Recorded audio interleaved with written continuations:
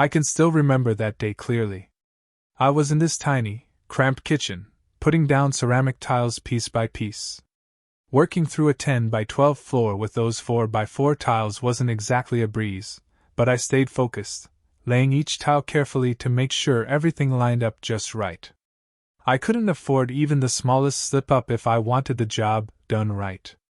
My wife, Sarah, called me just as I was about to start the next row. Her tone was, as it often was these days, pretty blunt. Those warm greetings I used to get? They were long gone, replaced by short, clipped questions. This time, she just wanted to know when I'd be done. I told her it'd be another 3 hours, hoping she'd be fine with that answer, but like always, she hung up on me without a word. I was left with this odd, uneasy feeling gnawing at me. Sarah and I had been married for over 20 years. Our story kicked off when we met through my boss, Hank, who also happened to be Sarah's father. Back then, I was in my early 20s, just getting started in the remodeling trade under Hank's guidance. Sarah was still a teenager, loud and awkward in her own way. Honestly, I didn't think much about her back then. When she tried to flirt, I'd play along, mostly brushing her off. I still remember her leaning in all playful one time, asking what I'd gotten her for her 18th birthday.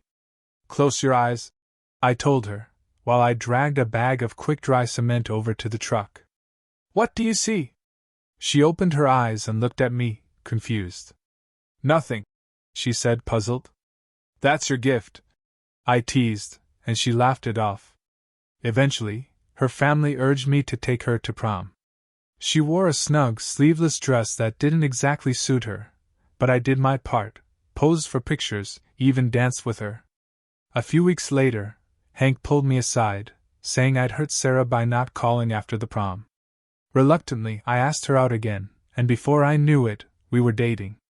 Less than a year later, we were married, and not long after, our daughter, Emily, was born.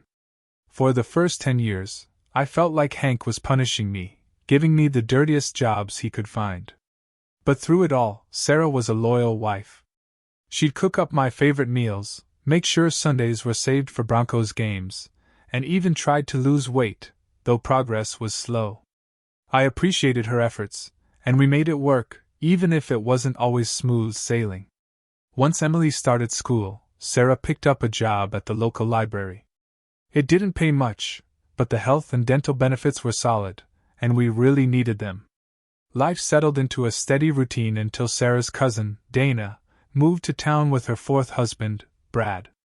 Sarah started hanging out with Dana a lot more, and bit by bit, she started letting things around the house slip. At first, I didn't mind taking on a bit more, but as her absences grew, it became obvious that our family's needs were falling behind whatever excitement Dana was bringing around. That day, I finished up the tile job, feeling that familiar ache in my back as I packed up my tools. I couldn't shake the feeling that things were changing, and not in a way I liked. Sarah wasn't the woman I'd married all those years ago, and I wasn't sure what that meant for us down the road. 3 hours after her call, I wrapped up the job and headed home, dragging myself in with muscles sore from the day's work. When I walked in, I was hit with the smell of pork chops, mashed potatoes, and green beans, my favorite meal. Honestly, it had been a while since Sarah had made something special like that. Ever since her dad had a stroke, she'd put the whole house on this strict heart-healthy diet, which felt more like punishment than a lifestyle change. As I washed up, my mind drifted to Hank. He'd been a powerhouse in his day, but after the stroke, he was left bitter and frail, his voice now slurred and filled with resentment. He'd just sit around the office, grumbling about his weakness but still clinging to life, unwilling to let go. Sarah and her brothers were all he had left, and she stayed by his side, taking him to appointments and through the rounds of hospital visits. I admired that about her. She'd always put family first, even when that loyalty cost her something. When I sat down at the table, Sarah surprised me by placing a cold mug of beer in front of me. That really threw me off. The last time she'd done that was on her 35th birthday, just before things shifted between us.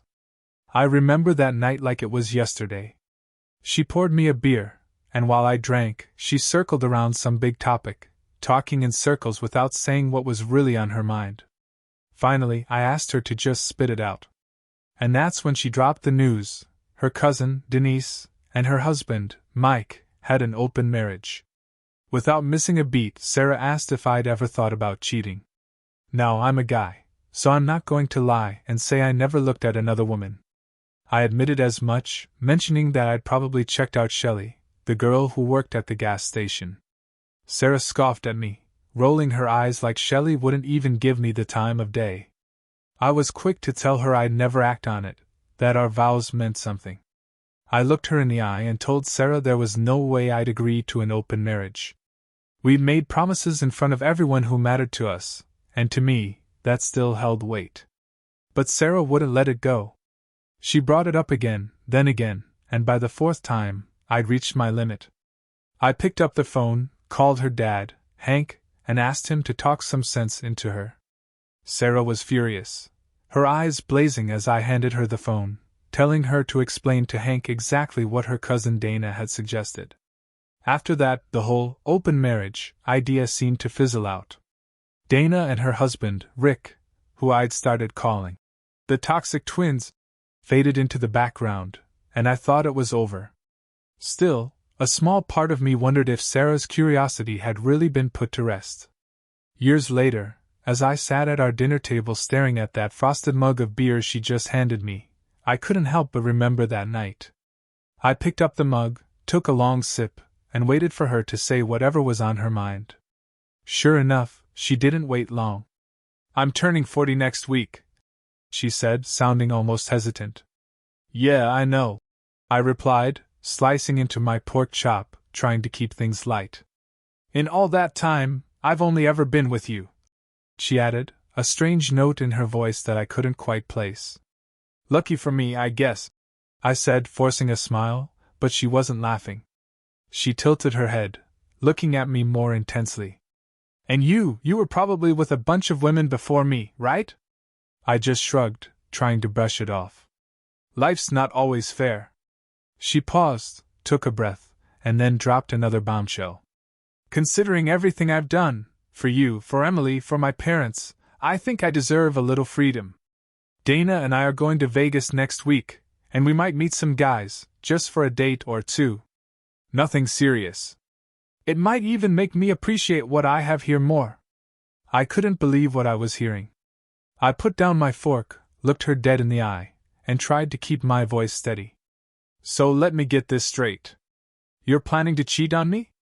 Her eyes narrowed. "It's just a week, Ronnie. It's not like it means anything." The anger I'd been keeping under wraps finally boiled over. "Cheating is cheating, Sarah. It doesn't matter if it's for a minute or a month.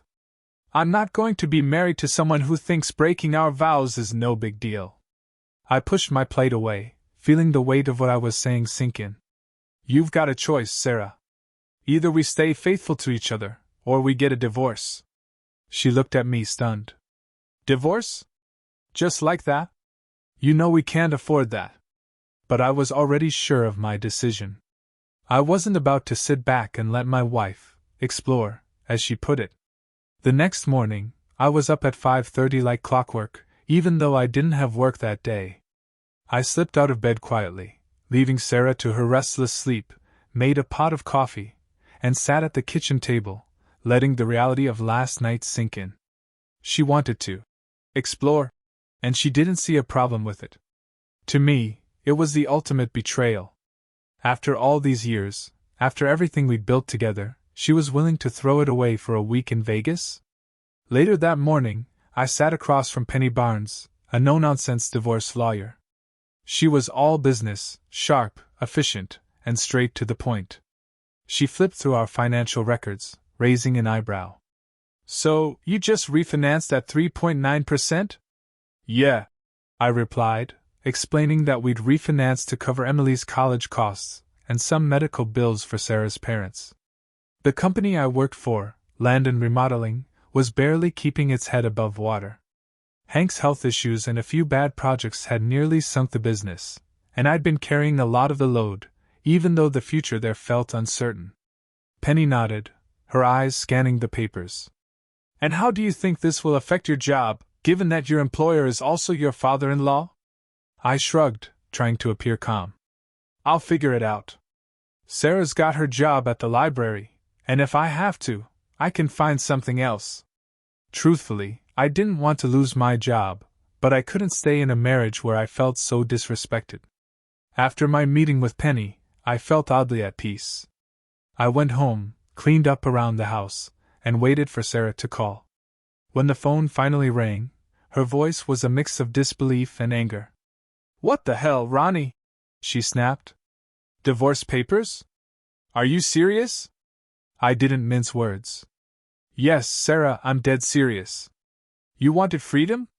This is what that looks like. Freedom doesn't come without consequences."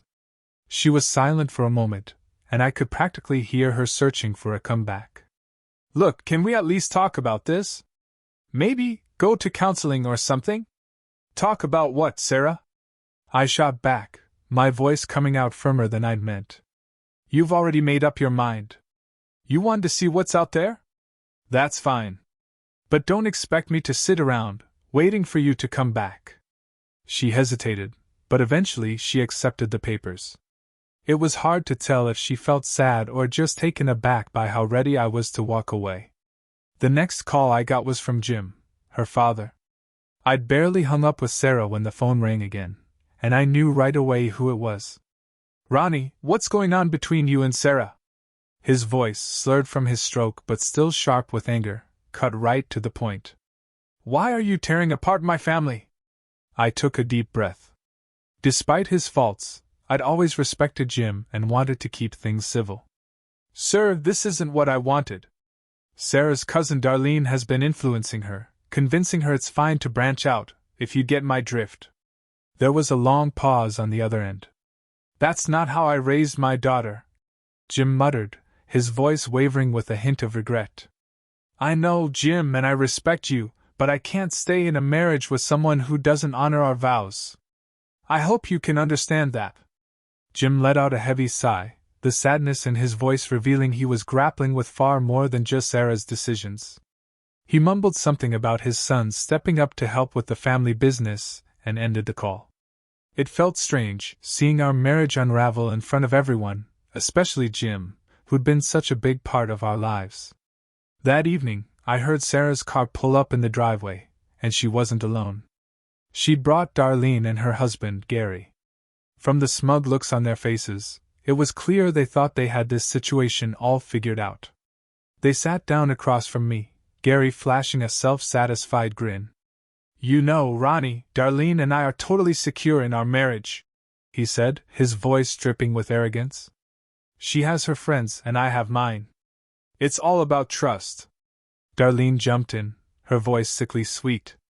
"It actually brings us closer, knowing we're open and honest with each other."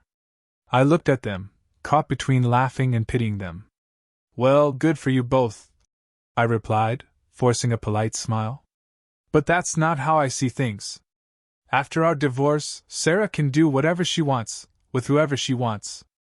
You two can even go on a double date, for all I care." They looked stunned, clearly not expecting me to hold my ground. Sarah tried to smooth things over, but I was done. This wasn't about anger or jealousy. It was about self-respect, plain and simple. That night, Sarah tried to cozy up, slipping into bed and inching over like she thought a little closeness could make everything right again. But I'd made my decision. I wasn't going to pretend everything was fine. "Get some sleep, Sarah," I told her calmly. "You've got a lot of packing to do for your big trip tomorrow." The next morning, I was up at my usual 5:30, moving around the house without caring if she heard me. I went downstairs, brewed a cup of coffee, and sat at the table, scrolling through the news as my mind went over all the changes ahead. Eventually, Sarah came down, looking irritated, muttering about how I hadn't made her any coffee. I just shrugged. If she wanted coffee, she could make her own. I wasn't her husband in that way anymore. Around 11 a.m., Gary showed up to drive her to the airport. He knocked on the door, and when I answered, he tried to push his way in. "I'll let her know you're here," I said, blocking his entry and closing the door behind me. No way was I letting him stroll through my home after all the trouble he'd stirred up. Sarah came down the stairs, dragging her suitcase, glaring at me like I'd ruined her grand plans. But I barely acknowledged her. As they drove away, I felt a strange calm settle over me. For the first time in years, I was free from the weight of her expectations, her complaints, and her constant criticisms. I knew what I needed to do next. Once she left, I started making some changes. I went online, canceled our shared credit cards, and checked our joint accounts. I transferred half of what was in them into a new account in my name, funds I'd mostly contributed over the years. I wasn't about to finance her freedom, or any future escapades she might have in mind. With the finances sorted, I went around the house, making sure the utilities and bills were all in her name. Sarah was off to find her freedom in Vegas, and I was going to give her the independence she seemed to crave. That afternoon, I decided to treat myself a little, maybe a taste of the life she'd never approved of.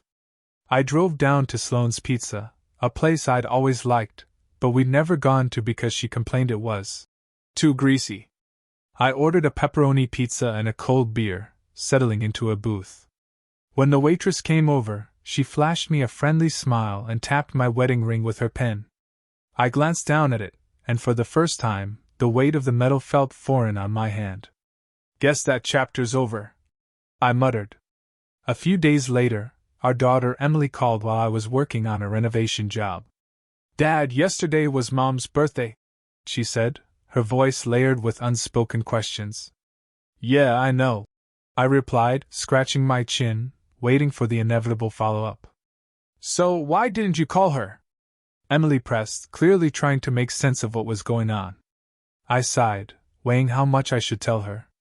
I didn't want to paint a harsh picture, but I also wasn't about to lie. "I just didn't feel like it, Em," I finally said. "Things have changed between your mother and me. Let's leave it at that for now."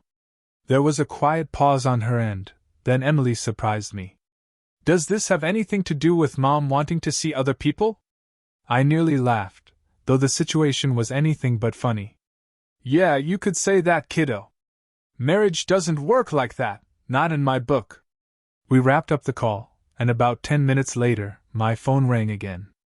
It was Sarah. I could feel the tension through the line as she spoke. "You couldn't even call me on my birthday, Ronnie?" After everything, I wasn't in the mood for guilt trips. "Why would I? You're out there, finding new experiences, right? I figured your freedom didn't include birthday wishes from your soon-to-be ex-husband." She scoffed, clearly irritated by my indifference. "You're acting like a child." "Really, Sarah?" I shot back. "I'm acting like a child? You're the one who thought a week in Vegas with other men was going to be some magical cure-all for your midlife crisis." She tried to change the subject, mentioning some woman she thought I was seeing.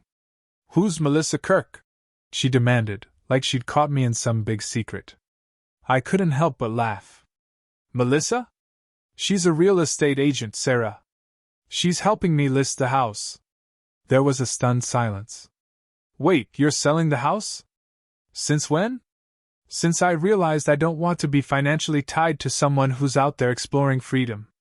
We've got a second mortgage to handle, and Melissa says we might have to bring cash to the table to close, but it's happening. It's just a house, Sarah. We'll sort the split and move on." For the first time in years, Sarah seemed speechless. The reality of our situation seemed to be sinking in, but I wasn't about to drag things out or entertain any more games. She'd made her choice, and I'd made mine. Before she could start another tirade, I added, "By the way, your dad has the key to the storage unit with all your things. As for Samson, our cat, I took him over to Dennis's place. Your dad couldn't manage him." Her voice cracked. "Dennis has those big Dobermans." I shrugged, knowing full well Samson would be fine. "He'll learn to fend for himself, just like the rest of us." I ended the call, letting her sit with it. As I stood there, phone still in hand, a strange mix of relief and sadness washed over me. It was painful, letting go of everything we'd built, but I couldn't keep living a life where I was constantly questioning my worth in her eyes. After hanging up, I focused on the small things I could control. I grabbed a can of paint and started giving the front door a fresh coat. I wanted everything to look polished when it was time to sell. Later, I took Samson to Dennis's, figuring he'd have a decent home there. Meanwhile, I knew Sarah was struggling with the fallout from her choices. She'd likely call Jim, looking for sympathy. But knowing Jim's old-fashioned ways, I could imagine how he'd taken her to task, harsher than I ever could. That weekend, Emily called again, and we had a long talk. She wanted to understand what had happened, piecing together the last few months.